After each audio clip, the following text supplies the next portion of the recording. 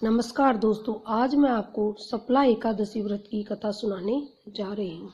सफला एकादशी व्रत पौष मास के कृष्ण पक्ष में किया जाता है और इस दिन श्री नारायण भगवान की पूजा की जाती है।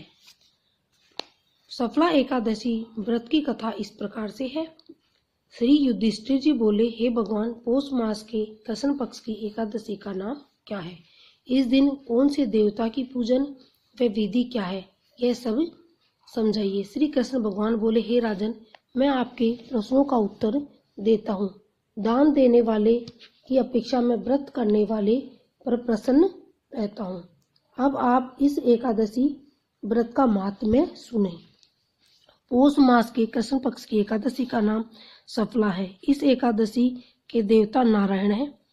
इसका पूर्वोक्त विधि के अनुसार व्रत करना चाहिए और नारायण जी की पूजा करनी चाहिए। जो मनुष्य एकादशी व्रत तथा मेरा पूजन करते हैं वे धन्य हैं। सफला नाम की एकादशी में मुझे ऋतु के अनुसार फल अर्पण करें, अर्थात नारियल, नींबू, अनार, सुपारी आदि और धूप, दीप, पुष्प आदि से मेरी 16 प्रकार से पूजा करें। इस दिन दीपदान तथा रात्रि को जागरण करना चाहिए। इस एकादशी व्रत के समान यज्ञ, तीर्थ तथा दूसरा कोई व्रत नहीं है। मनुष्य को 5 सहस्त्र तपस्या करने से जो पुण्य मिलता है वह पुण्य भक्ति पूर्वक रात्रि जागरण सहित सफला एकादशी के व्रत से मिलता है। हे राजन, अब आप सफला एकादशी की कथा ध्यानपूर्वक सुनिए। चंपावती नगरी में एक महिष्मान राजा राज्य करता था। उसके 4 पुत्र थे। इन पुत्रों में सबसे बड़ा लुमाक राजा का पुत्र महापापी था। वह सदैव पर स्त्री गमन तथा वैश्यों के यहाँ अपने पिता का धन नष्ट किया करता था। वह देवता, ब्राह्मण, वैष्णव आदि की निंदा किया करता था। जब पिता को अपने बड़े पुत्र के बारे में समाचार ज्ञात हुआ तब उनको अपने राज्य से निकाल दिया गया। जब लुम्पक सबके द्वारा त्याग दिया गया तब वह विचारने लगा कि अब मैं क्या करूं, कहाँ जाऊं। अंत में वह दिन में वन में रहने लगा और रात में अपने पिता की नगरी में चोरी तथा अन्य कुकर्म करने लगा। जिस वन में वह रहता था वह भगवान को अत्यंत प्रिय था। उस वन में एक बहुत पुराना पीपल का वृक्ष था। सब देवता का क्रीड़ा स्थल वही वृक्ष था। इसी वृक्ष के नीचे लुम्पक रहता था। कुछ दिनों के पश्चात पौष माह के कृष्ण पक्ष की एकादशी के दिन वह वस्त्रहीन होने के कारण शीत से मूर्छित हो गया। रात्रि को न सो सका और उसके हाथ पैर अकड़ गए। उसे दिन वह रात्रि बड़ी कठिनता से बीती, परंतु सूर्य नारायण के उदय होने पर ही उसकी मूर्छा न गई। सफला एकादशी के दोपहर तक वह दुराचारी मूर्छित ही पड़ा रहा।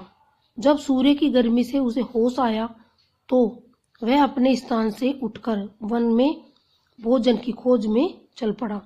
उस दिन वह जीवों को मारने में असमर्थ था, इसलिए जमीन पर गिरे हुए फलों को लेकर पीपल के वृक्ष के नीचे आया। जब सूर्य भगवान अस्ताचल को प्रस्थान कर गए तब फलों को पीपल की जड़ के पास रख कहने लगा कि हे भगवान, इन फलों से आप ही तृप्त हुए। ऐसा कहकर वह रोने लगा और रात्रि को उसे नींद न आई। इस महापापी के व्रत तथा रात्रि जागरण से भगवान अत्यंत प्रसन्न हुए और उनके समस्त पाप नष्ट हो गए। प्रातः ही एक दिव्य घोड़ा अनेकों सुंदर वस्तुओं से सजा उसके सामने आ खड़ा हो गया और आकाशवाणी हुई कि हे राजपुत्र, भगवान नारायण के प्रभाव से तेरे समस्त पाप नष्ट हो गए हैं। अब तू अपने पिता के पास जाकर राज्य प्राप्त कर। लुम्पक ने जब ऐसी आकाशवाणी सुनी तो वह अत्यंत प्रसन्न हुआ और हे भगवान, आपकी जय हो ऐसा कहता हुआ सुंदर वस्त्रों को धारण कर अपने पिता के पास गया। उसने संपूर्ण कथा कह सुनाई और पिता ने अपना राजभार सौंपकर वन का रास्ता लिया। अब लुम्पक शास्त्रानुसार राज्य करने लगा। उसके स्त्री पुत्र आदि परम भक्त बन गए। वृद्धावस्था आने पर वह अपने पुत्र को गद्दी दे भगवान का भजन करने के लिए वन में चला गया और अंत में विष्णुलोक को गया। भक्ति पूर्वक जो मनुष्य सफला एकादशी का व्रत करते हैं वे अंत में मुक्ति पाते हैं। जो मनुष्य भक्ति पूर्वक सफला एकादशी का व्रत नहीं करते हैं वे पूंछ और सींग से रहित पशु तुल्य हैं। सफला एकादशी के महात्म्य का पठन व श्रवण में अश्वमेध यज्ञ का फल मिलता है। बोलो श्री विष्णु भगवान नारायण भगवान की जय हो।